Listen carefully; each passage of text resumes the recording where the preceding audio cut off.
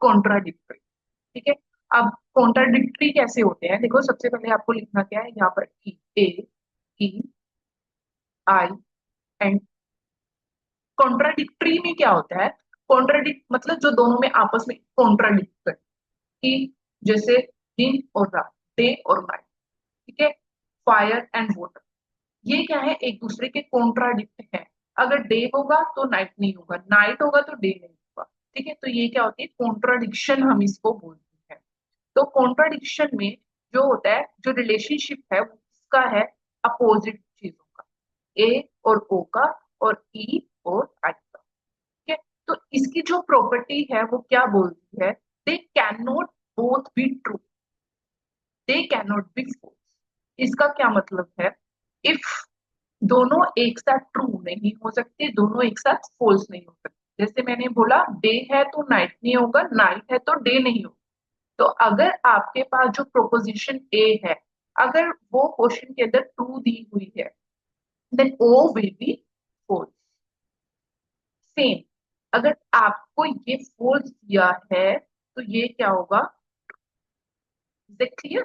तो ये क्या बोलता है, कॉन्ट्राडिक्टरी बोलता है कि अगर आपके पास ए ट्रू है तो ओ फॉल्स होगा, ई फॉल्स है तो आई ट्रू होगा, एंड वाइस वर्सा।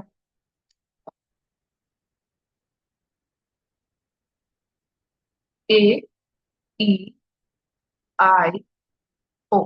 मैं आपको एक स्टेटमेंट देती हूँ, all man are mortal is false, then tell me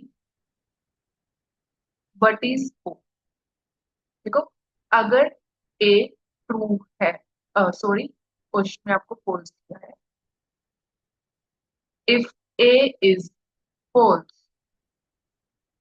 then O will be clear। Contradiction में होता है ये। अगर आपके पास स्टेटमेंट दी है, no man are mortal is true, तो आई क्या होगा, आई विल बी फॉल्स। ये कौन बोलते हैं, कॉन्ट्राडिक्शन।